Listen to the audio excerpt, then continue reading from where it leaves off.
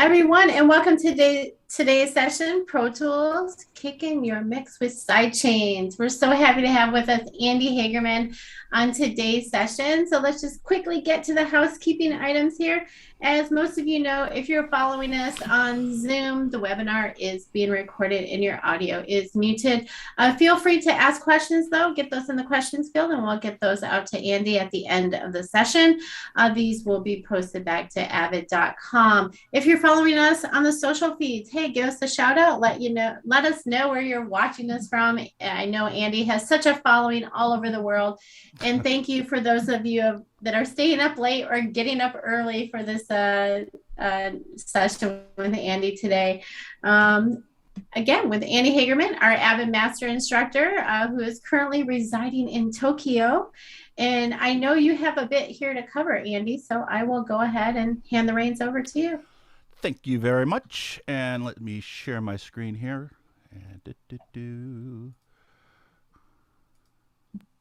So you should now be seeing my screen, are you not? I'm seeing it. You're good. Excellent. Excellent. So what we're going to do is we're going to talk about something that, and I'm going to start off that I get a little bit persnickety with because we don't use the right names, and sometimes that can lead to problems.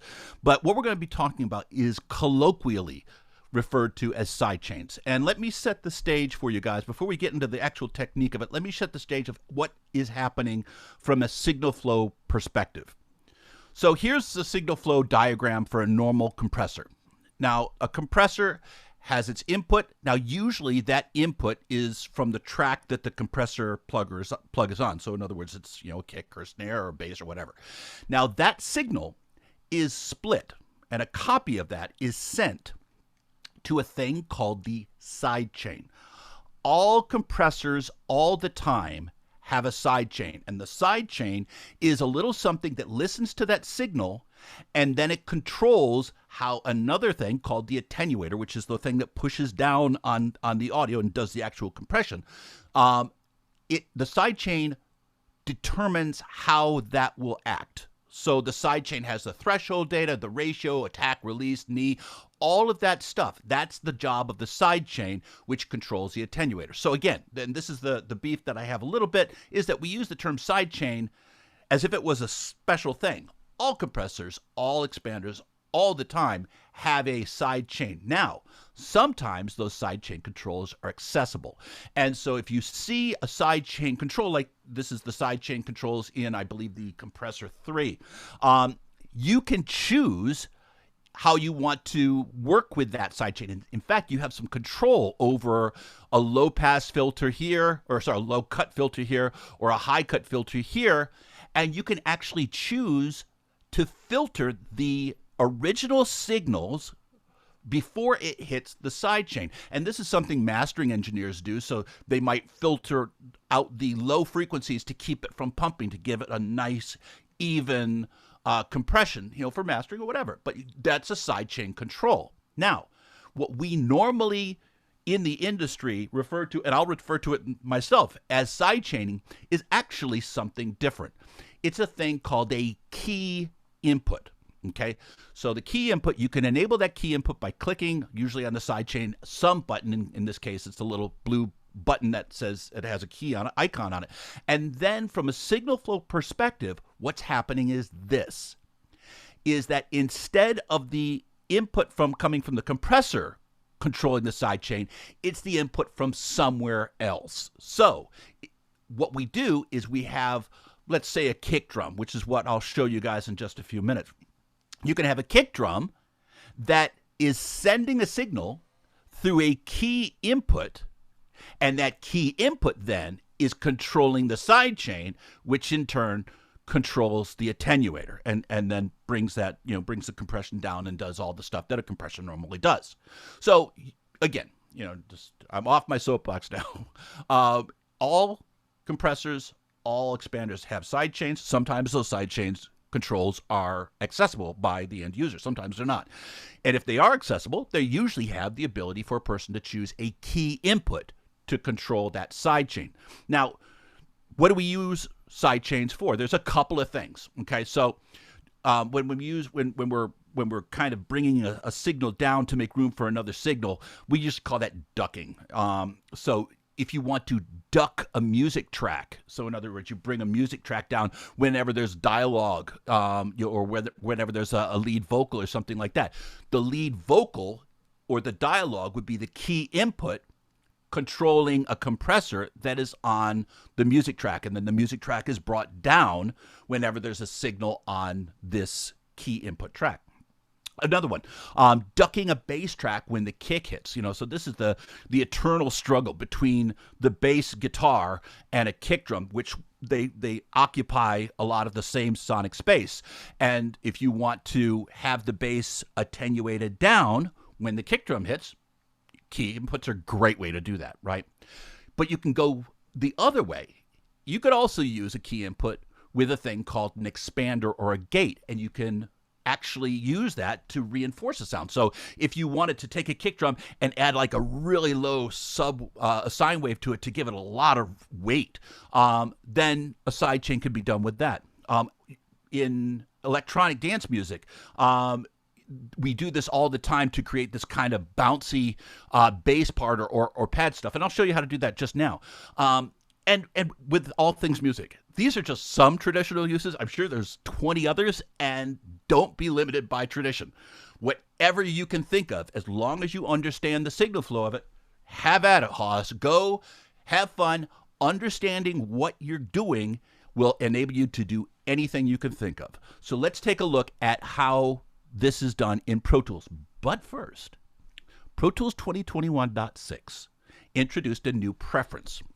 And this preference is in the mixing tab of the preferences dialog box. And that is automatic delay compensation for sidechains. Now, it used to be that the only systems that we could have automatic delay compensation for sidechains were HDX systems. Now it's on all Pro Tools systems, so you just check that box. Now, you may be asking yourself, or you might be asking me, Andy, why would you ever not want to check that box? And the only answer I can really think of is this, is if you were using a project or a session that was done before this feature, then you may find that the timing is too abrupt, is too quick, because we now have delay compensation, and in the past you didn't, so you had to work with a system that didn't have delay compensation.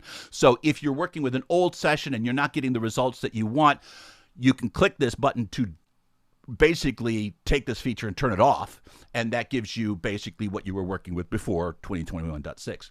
For purposes of moving forward, I really can't think of a reason, I'm sure there's one, but I can't think of one, of a reason not to have that particular preference enabled. And again, that's going to be in the mixing tab of the preferences dialog.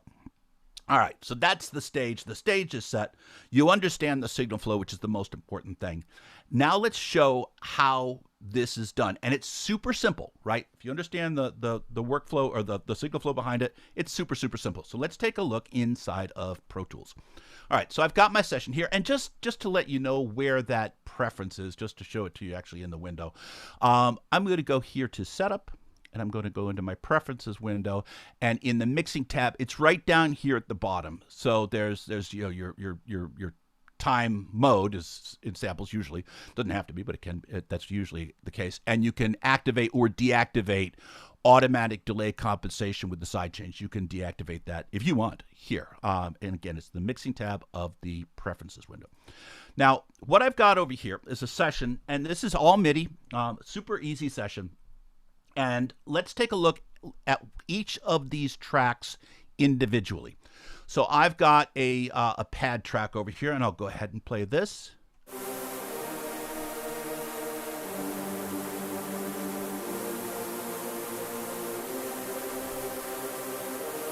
Great. So I've got this kind of neat little pad kind of dancey thing. I've got, if I go to my bass,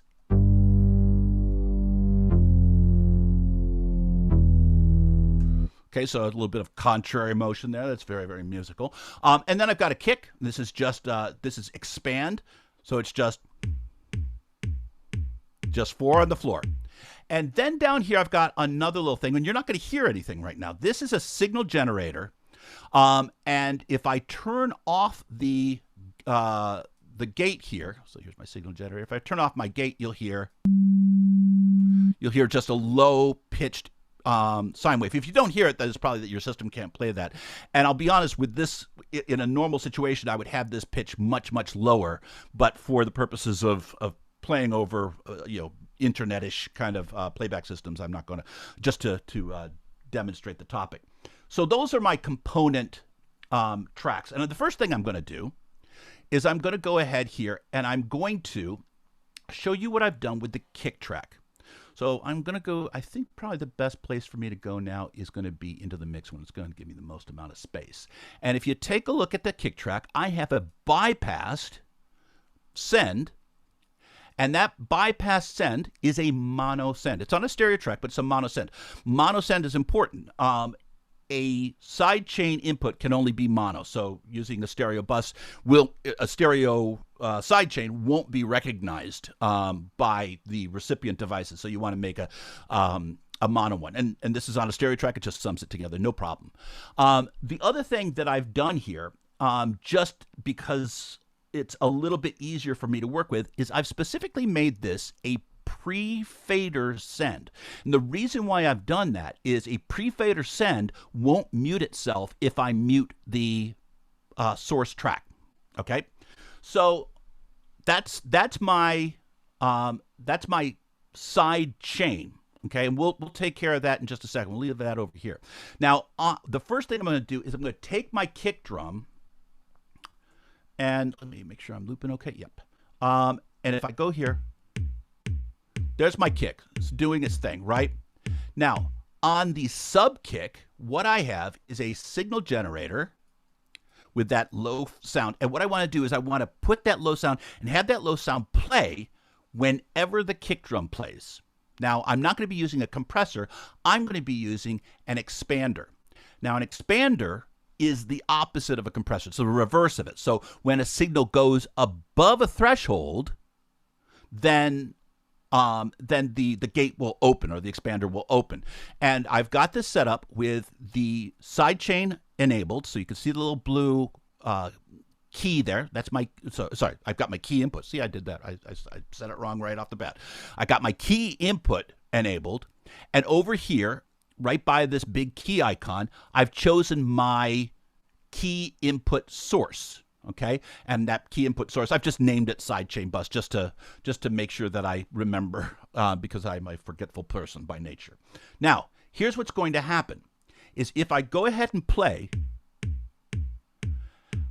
what I'm going to do is I'm going to unmute. You can see there's nothing happening in the expander right now, but as soon as I unmute this, you're going to see that this expander is now reacting to the other track. Now, I'm going to mute or unsolo. Now, this is why I'm going to stop playback. The reason why I have this as a pre-fader send is so that I can do exactly what I just did here, is I unsoloed this kick track so I can just hear what's going on with this particular expander. And you can hear what's going on. Again, in the real world, this would be a much, much lower ground shaking sound, just to give you that weight. But this is so you can hear it. Now, when it comes to being able to use this, the trick of this entire thing is, first of all, setting up the key input. Second thing is attack and release times. That's where all the magic is. And it's easy to do wrong. So one of the things I'll recommend is that don't make your attack time too short, because if your attack time is super short, then what you'll get is this. You're hearing that click. It's because the gate is opening up too quickly. And if you take that attack, just a little bit of space, and that clicking goes away. Now, the other thing is your release. You can make this a longer sound if you want. Or you can make it nice and tight. Now, too short, and it kind of, you can see the door closing. But let's make that sound. I think I like that. Let's solo the kick. Now it's going to be a little bit. There we go. Now, again, it's super easy. And the whole trick to this was understanding the signal flow behind this and understanding your attack and release times, which we talked about in another live online learning. So between the two of these, you've got this already covered. Now, the next thing I'm going to do, so that's taken care of. The next thing I'm going to do is I'm going to go to, and I'll mute my sidechain again, is I'm going to solo this bass part. And you'll see here I've got the sound source is Falcon, which is an instrument that is easy to love. And then I've got, instead of an expander, I've got a fairly aggressive compressor. Okay. Now this compressor, similarly, I'll go ahead and stop playback. This compressor similarly has a key input. It's the same exact key input source. So this expander and this compressor basically are getting their trigger signals from the same place. Now, they're going to do opposite things. The expander is going to open up when it gets that signal. The compressor is going to push down when it gets this signal. So what I'm going to do now is I'm going to unmute my my send, remembering that it's a pre-fader send.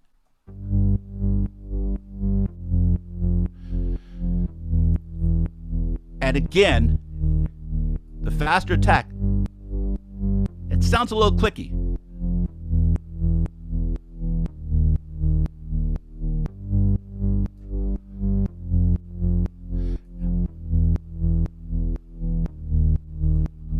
That's threshold, that's what I want. And you can go, the more your threshold goes down, the more it's going to go down to basically silence. And I want it to bounce more.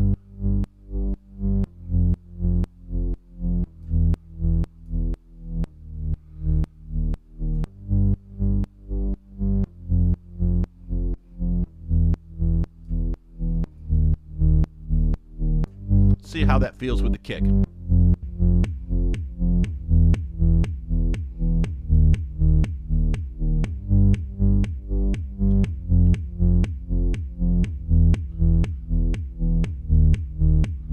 Great.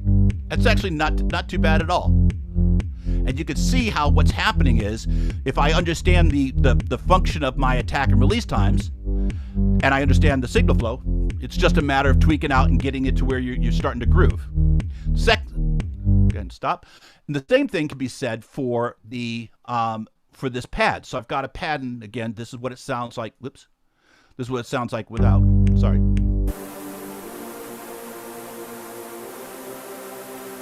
And because I'm lazy, I'm going to get rid of this compressor, and I'm just going to hold the Option key and copy these settings right over. And let's see how that works for us.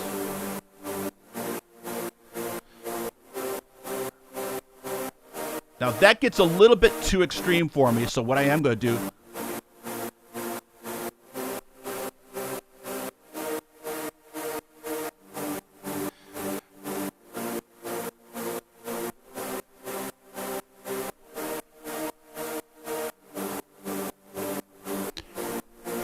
and what I did, I wanted to have the bass be a little bit more percussive than the pad, so I took my release and kind of evened it out. So the release is basically the time it takes for the compressor to stop compressing once the signal goes below the threshold. So I think that's going to work for me.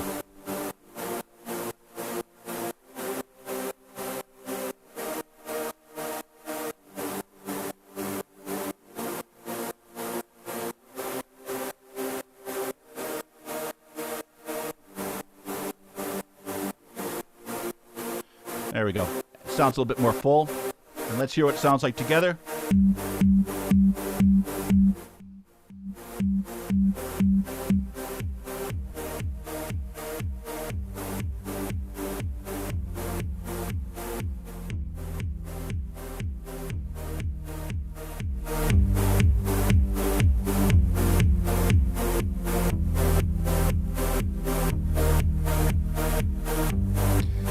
And at that point, it's seasoned to taste. At that point, it's just basically getting the signals to the point where it's grooving. You can do this with anything, and it doesn't have to be as extreme as what I was doing right here. If you have arpeggiators that are doing their thing and you just want them to kind of duck down just a little bit, you could use the exact same logic. You just don't have to go as extreme. Again, and I know I've said this 15 times already, but that signal generator is usually going to be much, much, much lower, and it's going to give you that bass shaking, low sine wave. Why do I use a sine wave instead of another sound? Because a sine wave has no overtones. So it's power without penalty. So I can put a sine wave there. It's going to give me a lot of low frequencies, but it's not going to get in the way of all other things, other elements in my mix. And that is the mechanics and the practice of using sidechain inputs to either control a compressor or to control an expander. Dawn, were there any questions? Let's see. If you do have questions, go ahead and enter them at this time. Although I gotta say, Andy, before our next session, I really need a standing desk because regardless of what you're doing, I just want to dance. So I'll have a modification before our next session. So we'll just see. Let's see if we have any questions coming in. We do have a nice shout out to you for teaching the basics of mixing as an essential thing for bringing new generations to the platform. So thank you for the nice shout out there. Thanks. I'm looking around for questions. Let's see. Other just comments. You're amazing, Andy. Thank you for the sessions. So it looks like you've covered everything in great detail. I'm not seeing any questions at this time. Just a lot of hearts and a lot of shout outs to you, Andy, as usual. So it looks like, let me just do one more quick scan. I thought I seen something pop in, but nope, no questions at this time. So we're looking pretty good. It was a fun session though. Yes. Thank you. Let me go ahead and take the screen back. You do have another minute to load a question if you like, and I will go ahead and get up our next sessions here. So let me get that screen up and take that from you. One moment. We'll see if any other questions come in as well. So we'll go ahead and share the screen. So as you see, our next two sessions coming up are Media Composer, Paint Effect with Mary Ann, and she's also covering advanced tracking tips. So look for those sessions. We will look to book a new session with Andy. If you do have topics for Andy that you'd like him to cover, let us know. Drop us an email at liveonlinelearning@avid.com. He's looking for some topics he hasn't covered yet. So drop us a note for that. And with that, Andy, I'll let you get to bed because I know it's really late there in Tokyo. So it's a pleasure. I'm a night owl anyways. All right. Well, thank you all. Thank you all for attending. And Andy, we'll see you later. Thanks. Take it easy, guys. Thanks a lot. Bye-bye.